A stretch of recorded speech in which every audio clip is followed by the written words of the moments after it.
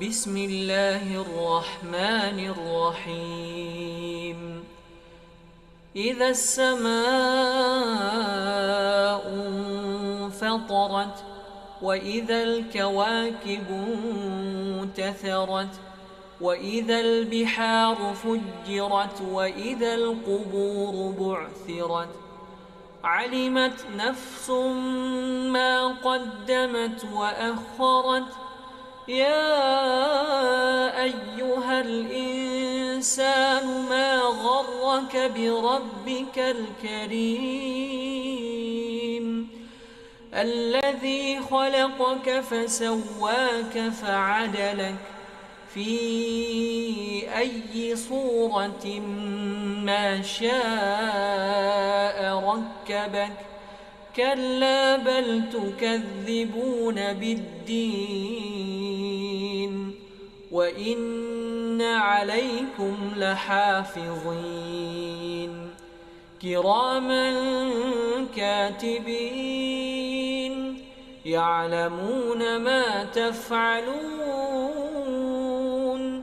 إن الأبرار لفي نعيم وإن الفجار لفي جحيم يصلونها يوم الدين وما هم عنها بغائبين وما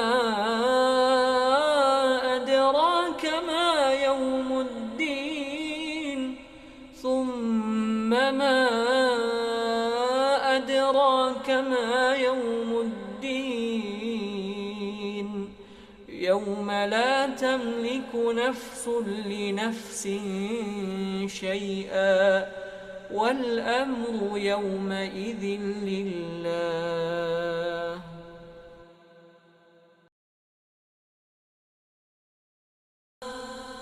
بسم الله الرحمن الرحيم إذا السماء انفطرت وإذا الكواكب انتثرت وإذا البحار فجرت وإذا القبور بعثرت علمت نفس ما قدمت وأخرت يا أيها الإنسان ما غرك بربك الكريم الذي خلقك فسواك فعدلك في أي صورة ما شاء ركبك كلا بل تكذبون بالدين وإن عليكم لحافظين كراما كاتبين يعلمون ما تفعلون إن الأبرار لفي نعيم وإن الفجار لفي جحيم يصلونها يوم الدين وما هم عنها بغائبين وما أدراك ما يوم الدين ثم ما أدراك ما يوم الدين يوم لا تملك نفس لنفس شيئا والأمر يومئذ لله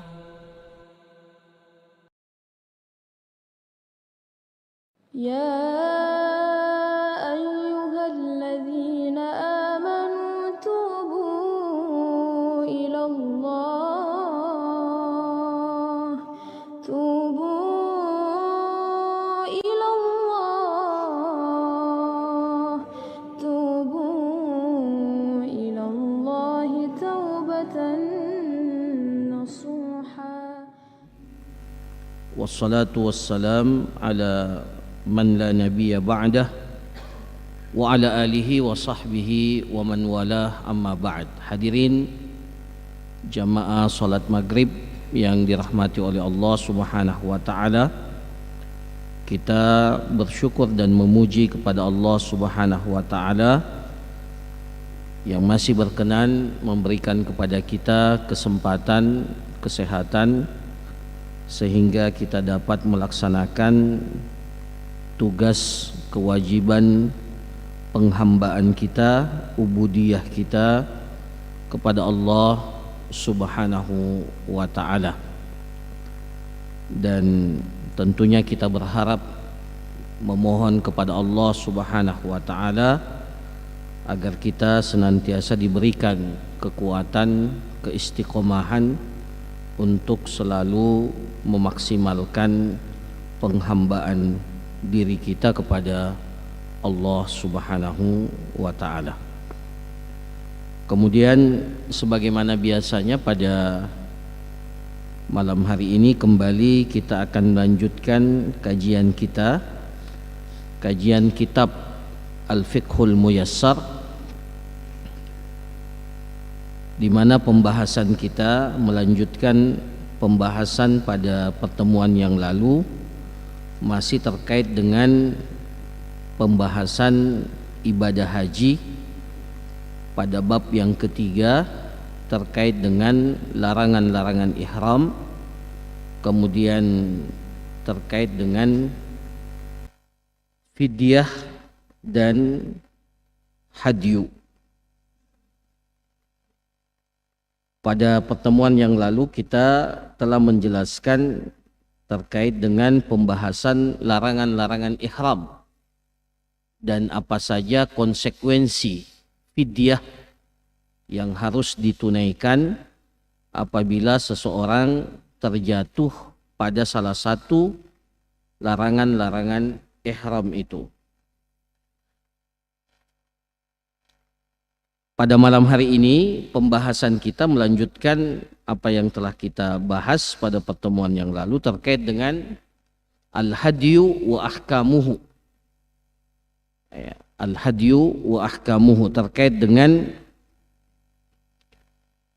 sembelihan, yang terkait dengan pelaksanaan ibadah haji ataupun ibadah umrah. Jadi orang yang melaksanakan ibadah haji dan ibadah umrah itu ada pensyariatan menyembelih. Ini tentunya terlepas dari ibadah kurban yang memang disyariatkan kepada kita untuk kita lakukan pada hari raya Idul Adha dan pada hari-hari tasyrik. Secara khusus orang yang melaksanakan ibadah haji itu diperintahkan untuk menyembelih. Nah, disebut dengan al-hadyu. Kalau orang Indonesia lebih familiar dengan istilah dam. Dam itu artinya darah yang dialirkan dari hewan sembelihan. Nah, apa itu al-hadyu? Dalam kitab ini dikatakan al-hadyu itu adalah ma yuhda ilal baitil haram min bahimatil an'ami al-ibil wal baqar wal ghanam taqarruban ila Allah ta'ala. Jadi al-hadyu itu adalah apa yang diperuntukkan. Apa yang diperuntukkan untuk al-bait al-haram, untuk Ka'bah, untuk Baitul Haram, berupa binatang ternak. Berupa binatang ternak, berupa unta atau sapi atau kambing, dengan niat taqarrub, mendekatkan diri beribadah kepada Allah Subhanahu wa ta'ala. Jadi itu yang dimaksud dengan al-hadi, hadiyan balighal Ka'bah. Jadi sejak dahulu sudah ada yang dinamakan dengan al-hadi ini. Jadi binatang ternak yang memang diperuntukkan, dihadiahkan untuk Baitullahil Haram di Mekah sebagai bentuk takarrub kita kepada Allah Subhanahu wa taala, ya, yang kemudian dagingnya itu dibagikan kepada orang-orang yang berada di Mekah. Dan ini menjadi salah satu bentuk keistimewaan Baitullahil Haram, ya, di mana disyariatkan ibadah menyembelih, ya, kurban atau sembelihan yang memang pelaksanaannya itu terkait dengan Mekah, ya, secara khusus Baitullah Al-Haram. Nah, para jamaah sekalian, anwa'ul hadi, ada beberapa jenis sembelihan yang terkait dengan ibadah haji ini atau ibadah umrah ini, atau terkait dengan al-hadyu ini. Yang pertama adalah hadyut tamattu' wal qiran, sembelihan atau hadi yang disembelih ketika seseorang mengambil haji tamattu' atau haji qiran. Haji tamattu' atau haji qiran. Hukumnya apa? Ya, haji tamattu' itu artinya dia datang ke Mekah pada bulan-bulan haji untuk melaksanakan ibadah umrah. Setelah itu pada tanggal 8 Zulhijjah dia berniat lagi berihram untuk melaksanakan ibadah haji. Itu namanya tamattu'. Kalau qiran itu sejak awal dia memang meniatkan umrah dan sekaligus haji. Qiran itu menggandengkan, menyatukan. Kalau tamattu' itu artinya apa? Tamattu' itu dia bersenang-senang karena setelah dia umrah dia sudah bisa kembali melakukan apa yang sebelumnya dilarang ketika dia berihram. Nah, ketika seseorang mengambil haji tamattu dan haji qiran, maka diperintahkan bagi orang tersebut itu untuk menyembelih kurban, menyembelih sembelihan. Apa hukumnya? Wa huwa wajibun ala man lam yakun hadir al-masjidil haram. Maka dia hukumnya wajib, ya, maka dia hukumnya wajib bagi orang yang bukan penduduk Mekah, ya. Ya, ala man lam yakun hadir al-masjidil haram. Jadi bagi orang yang berstatus mukim, ya, di Mekah, yang tinggal di sekitar Masjidil Haram, maka tidak perlu menyembelih, ya, kalau mereka mengambil haji tamattu atau haji qiran. Nah, ini diwajibkan bagi orang yang datang dari tempat di luar Mekah, yang datang ke Mekah kemudian mengambil haji tamattu dan haji qiran. Wa huwa damu nusukin la jubran. Dan jenis sembelihan ini adalah sembelihan nusuk, ya. Jadi ada dua sembelihan, ya, yang terkait dengan pelaksanaan ibadah haji atau umrah. Ada sembelihan karena nusuk, karena ibadah yang kita lakukan. Ada sembelihan yang terkait dengan jubran. Jubran itu menutupi kesalahan kita. Menutupi kesalahan kita. Nah, yang dimaksud dengan atau yang dilakukan oleh jamaah haji ketika menyembelih hadyut tamattu atau dam tamattu dan atau dam qiran itu masuk dalam kategori damu nusuk, ya. Ya, sembelihan yang terkait dengan ibadah kepada Allah Subhanahu wa taala. Salah satu hikmahnya, kata para ulama kita, adalah sebagai kenapa kita menyembelih? Karena sebagai bentuk kesyukuran kepada Allah, karena kita bisa melakukan dua ibadah dalam sebuah perjalanan. Ya. Harusnya pada bulan Zulhijjah itu kita hanya boleh melaksanakan ibadah haji saja, harusnya. Ya. Makanya yang ambil haji ifrat itu, ya, yang hanya datang khusus haji itu tidak ada damnya, tidak wajib mereka untuk menyembelih dam. Ya. Tidak ada hadiunya. Ya. Maka ketika diberikan kesempatan, dan Allah Subhanahu wa Ta'ala Maha mengetahui dan Maha bijaksana, ya, Allah tahu bahwa di antara hamba-hambanya ada yang hanya memiliki satu kali kesempatan saja untuk datang ke Mekah. Maka ketika mereka datang ke Mekah dan hanya bisa melaksanakan satu ibadah, itu sebuah, ya, pasti akan merasakan kekurangan yang sangat besar. Ya, Aisyah radhiyallahu taala anha saja ketika pada saat melaksanakan haji bersama dengan Rasulullah, dalam riwayat dikatakan Aisyah itu pada saat tiba di Mekah dalam posisi keadaan haid, datang bulan. Ya, datang bulan.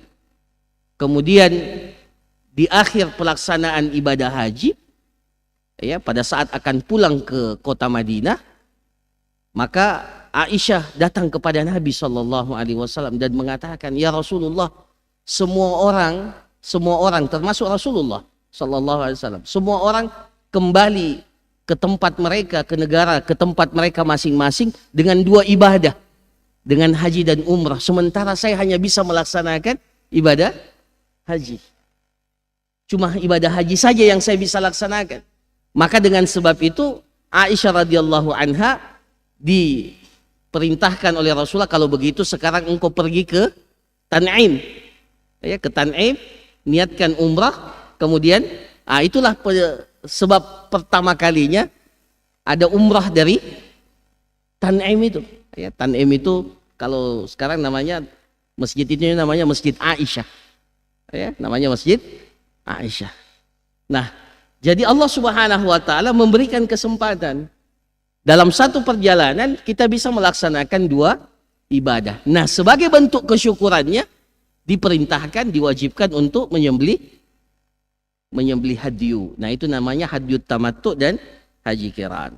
Berdasarkan firman Allah Subhanahu wa Ta'ala dalam Al-Qur'an dalam surah Al-Baqarah, "Faman tamatta'a bil umrati ilal haji famastaysara minal hadi." Barang siapa yang bertamattu, ya, barang siapa yang bertamattu melaksanakan ibadah umrah, kemudian setelah itu dia diam di kota Mekah, berdiam di kota Mekah sampai pelaksanaan ibadah haji, kemudian dia melaksanakan ibadah haji, maka kata Allah, "Famastaysara minal hadi." Maka diperintahkan kepadanya untuk menyembelih sembelihan yang mudah untuknya. Ya, "Famastaysara minal hadi." Nah, kalau ternyata dia tidak mampu menyembelih, ya, dia tidak mampu menyembelih, tidak ada uangnya atau dia tidak memiliki kemampuan untuk menyembelih, apakah boleh diganti? Boleh. Ya, maka di sini dikatakan fa in adimal hadiya au samanahu, kalau dia tidak mendapatkan binatang yang disembelih atau dia tidak punya uang untuk membeli sembelihan, sama salasata ayyamin fil hajj, maka sebagai gantinya dia berpuasa 3 hari pada saat melaksanakan ibadah haji. Ya. Diperintahkan puasa. Jadi pada saat melaksanakan ibadah haji, dia diperintahkan untuk berpuasa. Jadi pada saat dia berihram haji, di saat yang sama karena dia tidak bisa menyembelih hadyu tamattu atau dam tamattu, maka diperintahkan baginya untuk berpuasa. Kapan dia berpuasa? Dia memiliki beberapa kesempatan untuk puasa. Kalau tamattu itu kan mulai tanggal 8. Dia boleh berpuasa tanggal 8. Kemudian pada saat wukuf di Arafah tanggal 9. Tanggal 10 tidak boleh puasa, haram. Karena itu hari Idul Adha, ya, tidak boleh berpuasa. Rasulullah melarang. Nah, atau pada hari-hari tasyriq. Ya, makanya di sini dikatakan wa yajuzu siyamuha fi ayyamit tasyriq. Berpuasa bagi orang yang tidak mendapatkan sembelihan itu boleh dilakukan pada hari-hari tasyriq, ya.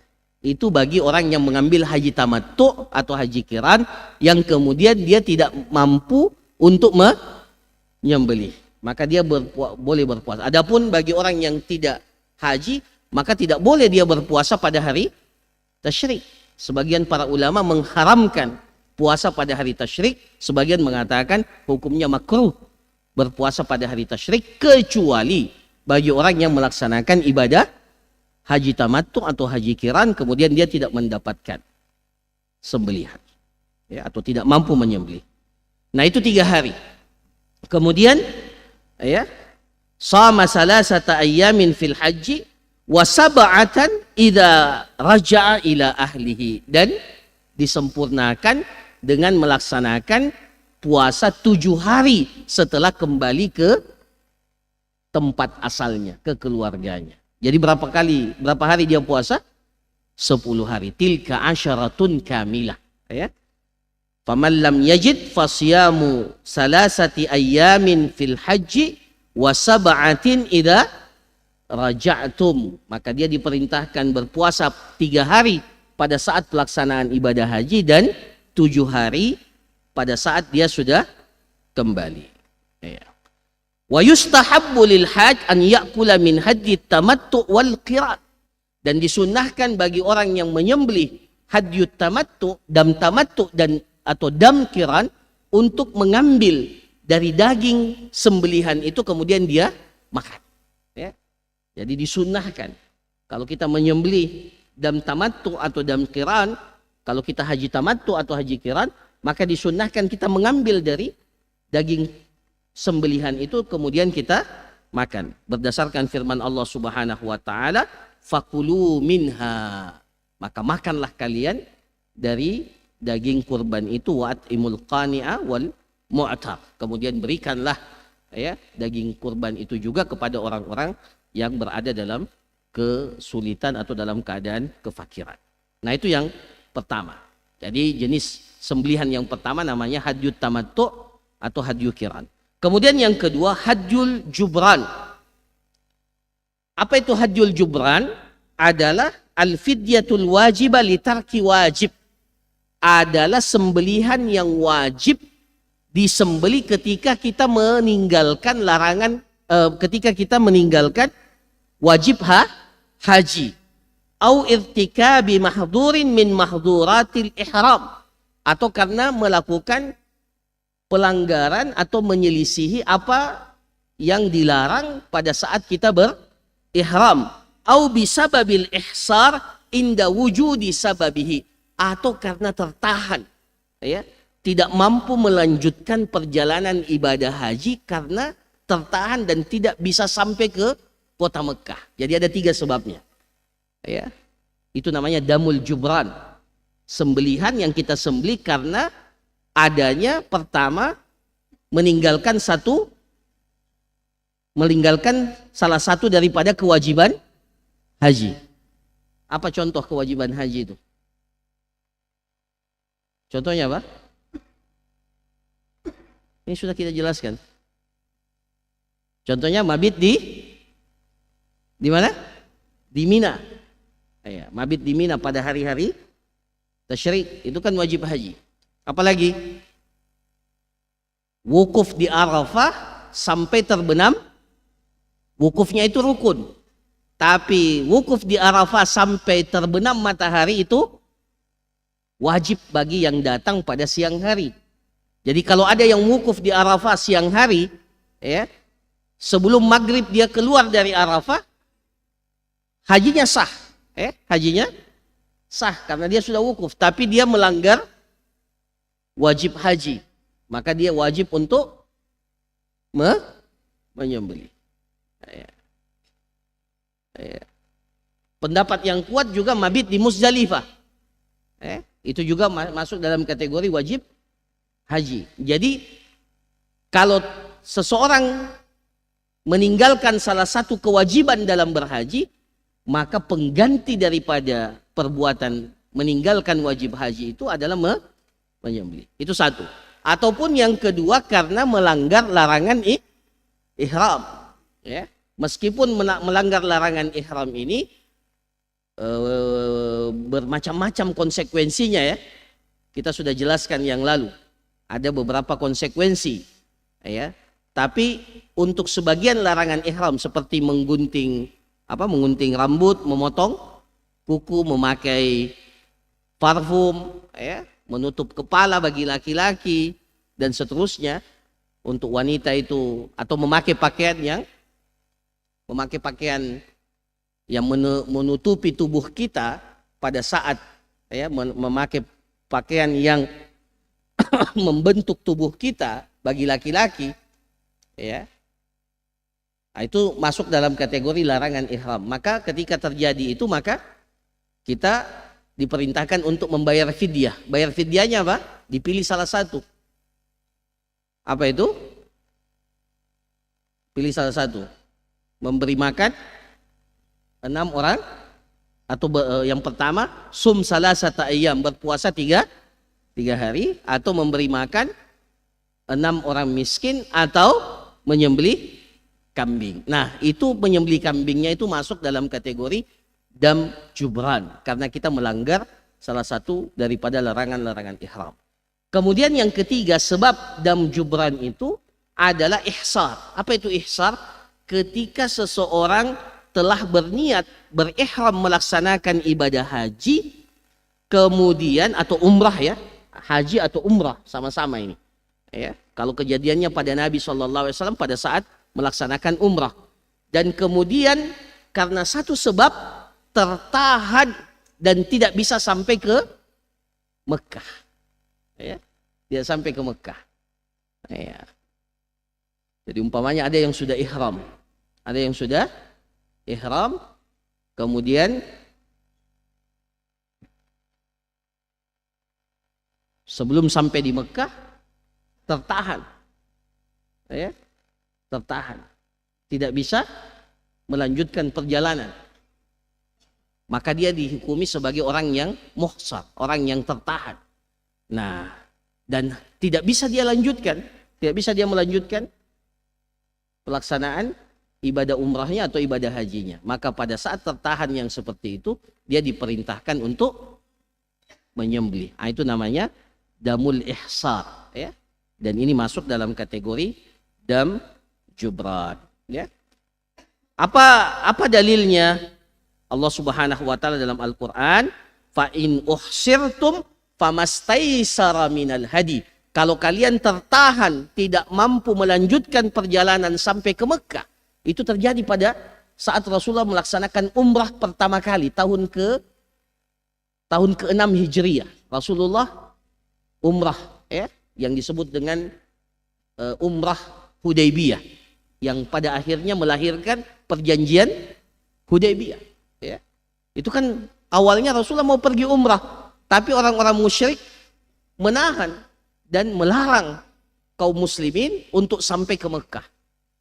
Nah, maka Rasulullah memerintahkan para sahabat untuk menyembelih di tempat di mana mereka tertahan. Nah, itu fa in uhsirtum famastaisara minal hadi. Kalau kalian tertahan maka kalian menyembelih apa yang mudah bagi kalian. Begitu pula perkataan Ibnu Abbas radhiyallahu anhuma, beliau mengatakan, "Man nasiya min nusukihi syai'an aw tarakahu falyurik daman." Barang siapa yang lupa melakukan satu manasik, ya, satu manasik, maksudnya satu kewajiban yang diwajibkan baginya pada saat melaksanakan manasik, atau dia meninggalkannya, lupa atau dia sengaja meninggalkannya. Jadi ada dua, lupa atau meninggalkannya. Maka falyurik dam, maka hendaklah dia menyembelih. Maka hendaklah dia menyembelih. Wa hadan nau la yajuzul aklu minhu bal yatasaddaq bihi ala fuqara'il haram. Tapi sembelihan yang kedua ini yang disebut dengan damul jubran itu sama sekali tidak boleh dimakan oleh orang yang berhaji itu atau orang yang melanggar itu. Kenapa? Kenapa? Kalau tadi dam tamattu atau dam qiran itu sebagai bentuk kesyukuran atas nikmat Allah. Nah ini damnya jenisnya adalah karena pelanggaran atau karena sebab sesuatu yang dia tidak bisa lakukan. Maka orang yang menyembelih hadyu jenis kedua ini itu tidak boleh memakan daripada sembelihan itu. Semuanya disedekahkan kepada orang-orang fakir yang berada di Mekah atau yang berada di daerah haram. Itu yang kedua. Sembelihan yang ketiga namanya hadyut tatawwu'. Sembelihan tatawwu', sembelihan sunnah. Bagaimana sembelihan sunnah ini? Wa huwa mustahabbun likulli hajin wa likulli mu'tamir. Sembelihan ini hukumnya sunnah bagi setiap orang yang pergi haji atau bagi setiap orang yang pergi umrah. Ya. Dan ini termasuk sunnah yang banyak ditinggalkan sebenarnya. Ya. Baik orang yang pergi haji, begitu pula yang pergi umrah. Ya. Karena sebenarnya ada sunnah. Meskipun kita pergi umrah, apa itu? Hadyut tatawwu'. Ya. Ya, sembelihan yang kita lakukan meskipun hukumnya tatawwu', hanya bersifat hukumnya sunnah. Iktidaan bin Nabi sallallahu alaihi wasallam. Karena Nabi sallallahu alaihi wasallam pada saat melaksanakan hajjatul wada, beliau menyembelih berapa? 100 ekor unta. 100 ekor unta. Bukan 1 ekor kambing. 100 ekor unta. Semuanya itu dihadiahkan kepada Baitullah. Ya, yang dibagi dagingnya kepada fuqara al-haram. Ya. Nah, jadi ini sunnahnya. Jadi kalau kita punya kesempatan para jamaah sekalian, ketika kita pergi haji, begitu pula ketika pergi umrah. Ya. Dan tidak mesti ini tidak, kalau pergi umrah tidak terkait dengan pelaksanaan haji. Tidak mesti harus disembelih bulan Zulhijjah, tidak. Kapan saja. Ya. Nah, ini hadyut tatawwu' namanya. Bagi orang yang melaksanakan ibadah haji. Haji apa saja. Mau haji qiran, haji tamattu, haji ifrad pun disunnahkan. Nah, ini hukumnya sunnah. Berdasarkan apa yang dicontohkan oleh Nabi SAW. Wa yustahabbul aklu minhu. Dan disunnahkan untuk makan dari sembelihan itu. Pada saat Rasulullah menyembelih 100 ekor unta, ya, maka Rasulullah itu meminta sebagian atau sekerat daging dari masing-masing unta itu. Jadi 100 ekor unta itu diambil sebagian, sedikit. Dan kemudian Rasulullah meminta untuk dimasakkan. Kemudian Rasulullah memakan dagingnya atau menyicipi dan merasakan atau memakan kuah daripada masakan daging itu. Ya, jadi dari 100 ekor unta itu diambil sedikit-sedikit. Kemudian dimasak untuk Rasulullah dan kemudian beliau makan dari dagingnya dan Rasulullah ikut menyicipi dan memakan atau ini kuahnya. Ya. Jadi sunnahnya seperti itu kalau kita menyembelih dalam bentuk hadyu at-tatawwu. Ya. Nah, bahkan bagi orang yang tidak ihram pun boleh. Bagi orang yang tidak ihram, seperti kita ini orang Indonesia, kita tidak sempat pergi haji atau tidak sempat, boleh tidak kita mengirim sembelihan untuk disembelih di Mekah? Boleh, dan ini hukumnya sunnah. Dan ini termasuk di antara sunnah yang banyak ditinggalkan juga oleh kaum muslimin. Jadi di sini dikatakan wa yajuzu li ghairil muhrim, dan dibolehkan bagi orang yang tidak berihram. Yang tidak berihram itu seperti kita atau orang-orang yang tinggal di luar kota Mekah. Ya, li ghairil muhrim an yab'atsa hadyan ila Makkah litadhbaha biha. Jadi dia boleh mengirim sembelihan ke Mekah agar sembelihan itu disembelih di Mekah sebagai bentuk ketaatan kepada Allah Subhanahu wa taala. Ya. Jadi boleh para jamaah sekalian. Makanya sejak dahulu ada namanya al-hadi. Dahulu itu orang-orang itu sudah tahu. Jadi Kalau sekarang ya tentunya kita tidak bisa melakukan itu dengan melepas hewan itu. Kalau dahulu mereka lepas, katakanlah dari kota Madinah, dia lepas hewannya dan sudah dikasih tanda. Biasanya dikasih tanda di tanduknya atau dikasih tanda di telinganya. Kasih tanda, dan semua orang tahu kalau sudah ada tanda itu, maka hewan itu sudah dihadiahkan untuk Mekah. Maka tidak ada yang berani ganggu hewan itu. Bahkan diarahkan untuk sampai ke Mekah. Tapi sekarang ya jangan lakukan itu. Kalau dahulu seperti itu caranya. Jadi mereka sudah tahu ciri-ciri hewan yang akan dihadiahkan ke Mekah. Jadi mereka tidak berani mengganggu hewan itu karena mereka tahu ini untuk Baitullah. Nah, kalau sekarang ya tentunya caranya kita mengirim uang ke Mekah, suruh orang Mekah untuk menyembelih di Mekah. Nah, ini salah satu sunnah dan ini tidak terkait tidak terkait bagi orang yang tidak berihram, itu tidak ada masalah. Boleh dilakukan dan masuk dalam kategori sunnah. Itu yang ketiga. Yang keempat, hadyu an-nadar, sembelihan karena nazar. Apa itu maksudnya? Wa huwa ma yandurul hajj taqarruban ila Allah 'inda al-baitil haram wa yajibul wafa bi hadzal nadar. Jadi kalau seorang yang berhaji atau berumrah bernazar sesuatu, bernazar untuk menyembelih di mana? Di Mekah, maka wajib untuk dia tunaikan nazarnya itu. Nah, itu namanya hadyun nadar. Dalilnya apa? Allah Subhanahu wa taala berfirman dalam Al-Qur'an, "Tsumma liyaqdu tafathahum wal yufu nudurahum." Hendaklah mereka menghilangkan kotoran-kotoran yang melekat pada diri mereka ketika mereka berihram, wal yufu nudurahum, dan hendaklah mereka menunaikan nazar mereka. Dan salah satu bentuk nazar itu adalah nazar menyembelih.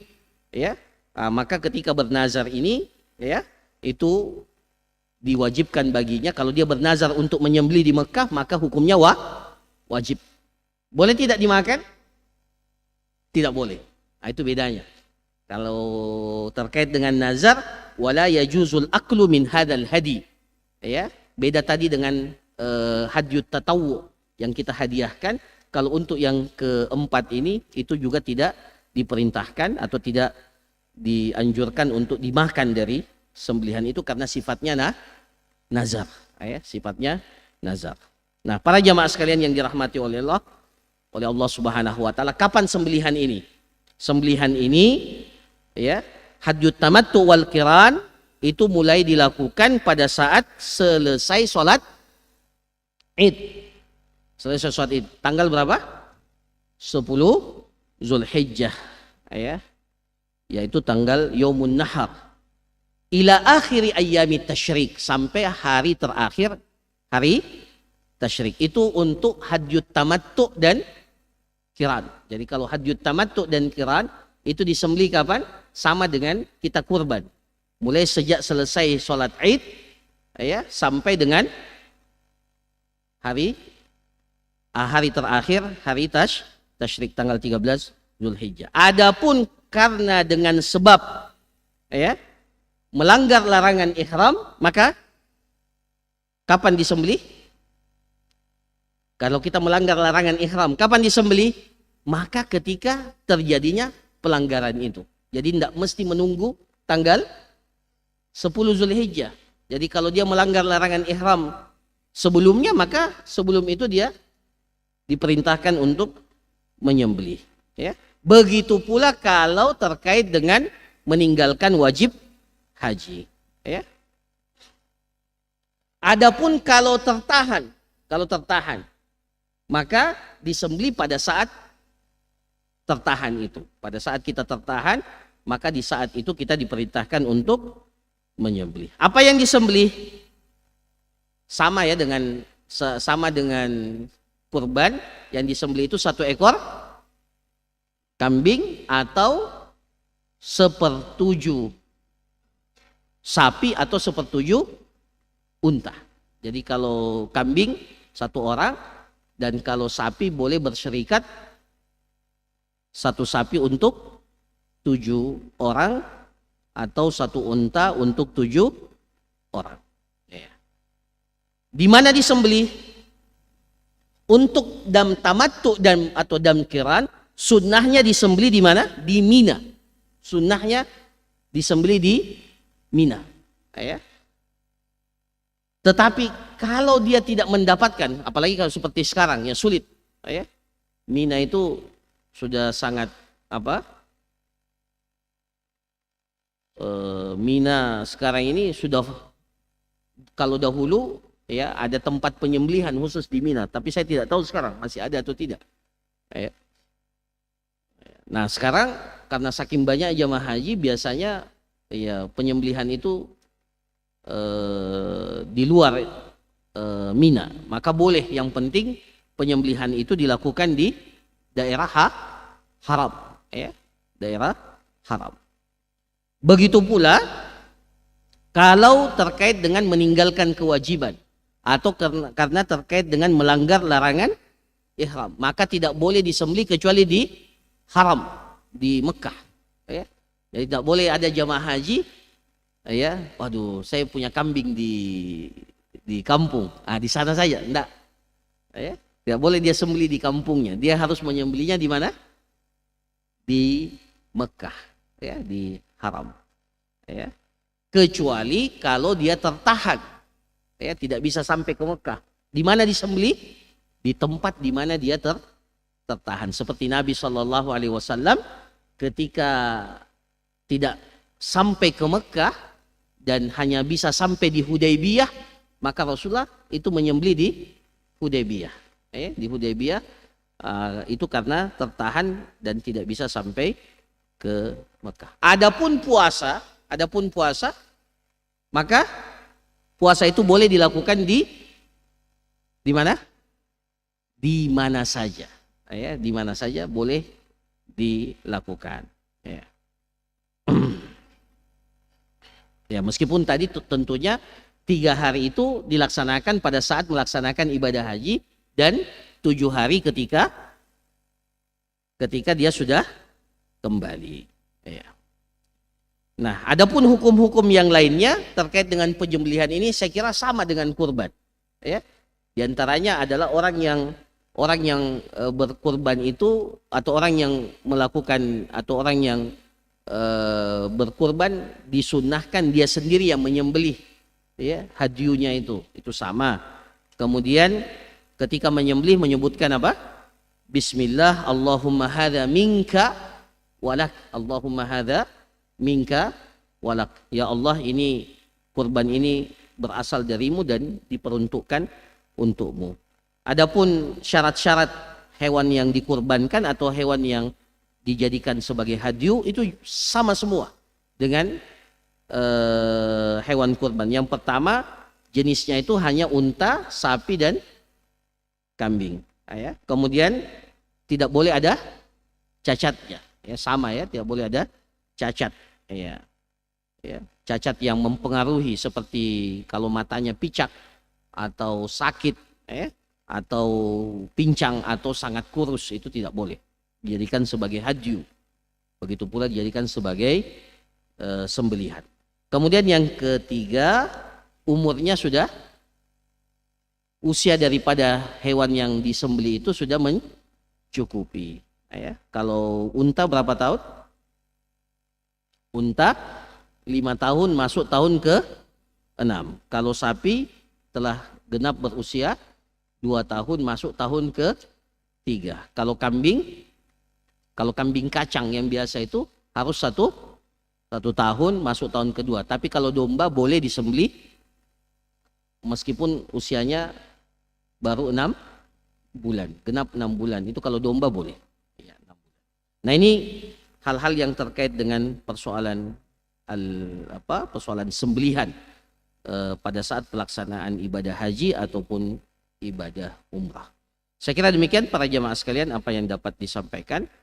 Insya Allah pertemuan yang akan datang ini akan kita bahas tentang tata cara pelaksanaan ibadah haji dan umrah, merangkum semua riwayat-riwayat hadis yang terkait dengan bagaimana Rasulullah berhaji ataupun berumrah. Ya, jadi merangkum banyak hadis terkait dengan apa saja yang dilakukan oleh Rasulullah pada saat haji ataupun umrah. Nah itu dirangkum, insya Allah nanti kita akan bacakan pada pertemuan kita yang akan datang. Barakallahu fikum, jazakumullah khairan. Saya persilahkan kalau ada pertanyaan atau hal-hal yang ingin disampaikan sebelum kita tutup majelis kita. Saya persilahkan. Ya, silakan.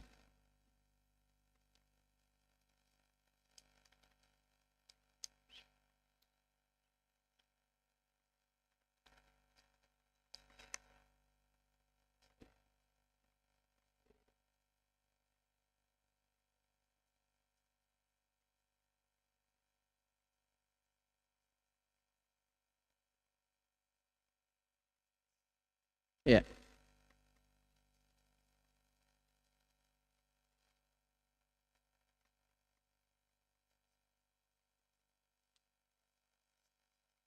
Ya.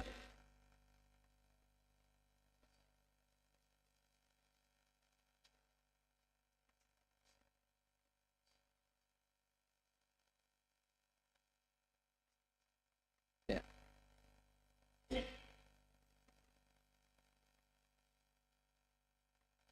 Ya. Ya. Jadi yang ditanyakan bagaimana hukumnya orang berhaji dengan visa ziarah atau visa apa tuh? Visa wisata. Ziarah itu turis, seperti turis ya. Iya. Dia turis ke Mekah. Boleh enggak kita jadi turis? Ke mana? Ke Mekah, ke Madinah.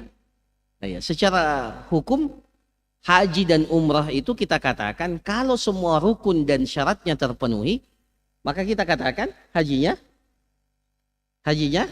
sah. Sampai para ulama yang mengatakan kalau seorang wanita pergi haji tanpa mahram, sebagian mengatakan apa? Adanya mahram bagi wanita itu hukumnya syarat sahnya seorang wanita pergi haji itu kalau ada mahram. Itu sebagian ulama mengatakan seperti itu. Nah, kalau ternyata ada perempuan yang pergi tanpa disertai mahram, apakah hajinya sah atau tidak? Sah atau tidak? Para ulama katakan sah. Ya, selama rukun dan syaratnya terpenuhi. Jadi tinggal dilihat. Ya, meskipun nanti kalau dikatakan dia itu syarat, maka dia berdosa karena meninggalkan salah satu syarat itu. Ya. Salah satu persyaratan bagi seorang wanita ini bagi yang mempersyaratkan adanya mahram. Ya. Nah, maka tapi kalau dia terpenuhi rukun dan apanya wajib-wajibnya, ya, maka kita katakan hajinya tetap sah. Jadi tinggal dilihat saja itu. Jadi sama juga dengan yang pergi melaksanakan ibadah haji. Sekarang ini luar biasa banyak sekali jenis-jenis apa? Jenis-jenis. Jadi kalau dulu ada pepatah banyak jalan menuju rumah, sekarang insya Allah kalau ada ini banyak jalan menuju haji. Ya. Bahkan ada yang pakai visa apa namanya itu? Visa tenaga kerja. Ya. Saya tahu ada sebagian yang pakai visa tenaga kerja. Jadi tertulis di anunya itu dia datang sebagai pekerja, bukan sebagai turis, sebagai pekerja. Ya, macam-macam kerjanya saya lihat. Ada sebagai apa? Pekerja rumah tangga, ada yang tukang batu. Ya, jadi visanya seperti itu dan dia dapat. Nah, terlepas itu maka kita katakan yang penting rukun dan syaratnya semua ya terpenuhi, maka kita katakan ya hajinya itu sah. Nah, kalau terjadi larangan, dia melanggar larangan, maka berlaku tadi. Ya. Maka berlaku tadi. Umpamanya dia pakai apa? Visa turis, visa ziarah. Di saat pemeriksaan ditahan. Akhirnya tidak bisa sampai ke Mekah. Padahal dia sudah niat ihram ini. Nah, ya. Maka kita katakan wajib baginya udah damul ihsar. Ya, jadi berlaku semuanya. Ya, jadi sudah tidak sampai ke Mekah, wajib lagi memotong. Karena konsekuensi haji itu Dan umrah itu berbeda dengan perjalanan biasa. Kita ini mau beribadah, ada konsekuensinya. Kalau tertahan, maka wajib untuk menyembelih di saat dimana kita tertahan. Seperti itu. Jadi berlaku hukum-hukum ini. Wallahu a'lam. Masih ada? Ya, silakan.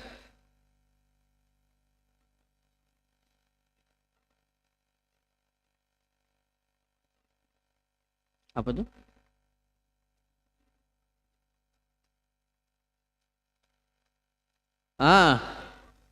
Isyarat, mempersyaratkan. Jadi kalau kita khawatir, ya, ini umpamanya contohnya. Kita ada orang yang khawatir, jangan sampai kalau dia ini tertahan karena dia sudah sakit keras ya, tapi dia tetap memaksa diri untuk pergi haji atau pergi umrah. Tapi dia khawatir jangan sampai tidak sampai, tertahan dan tidak bisa melanjutkan. Kan banyak juga kejadian pergi haji akhirnya di rumah sakit, tidak sampai hajinya. Ada juga yang seperti itu karena memang secara medis tidak bisa sama sekali. Itu makanya kalau ada pemeriksaan kesehatan itu memang sangat penting. Nah, tapi katakanlah seperti itu, dia khawatir tidak bisa sampai ke Mekah, maka di saat dia berihram dia boleh mempersyaratkan. Ini nanti pekan depan kita akan jelaskan ya. Nah, jadi dia isyarat apa itu? Fa in habasani habis famahilli haitsu habasani. Ya, kalau saya tertahan tidak bisa melanjutkan, maka tempat halal saya di tempat saya tertahan itu. Itu kalau dia sudah persyaratkan itu, maka tidak perlu menyembelih itu. Tidak perlu menyembelih karena dia sudah persyaratkan. Dia cukup lepas dari ihramnya, selesai. Ya, tidak ada konsekuensinya. Kalau dia persyaratkan. Yang tidak mempersyaratkan, itu wajib untuk damul ihsar itu tadi. Kalau dia tertahan, maka dia wajib untuk menyembelih. Itu ya, kira-kira yang ditanyakan. Iya. Itu kalau ada kekhawatiran tidak bisa melanjutkan. Ya, tidak perlu. Kalau dia sudah persyaratkan dari awal, makanya kalau ada orang yang khawatir tidak sampai, maka disunnahkan baginya untuk menyebut itu di awal. Pada saat dia berihram, dia katakan fa in habasani habis famahilli haitsu habasani. Ya. Ya. Masih ada? Ya, silakan. Wah, masya Allah. Ya. Ya.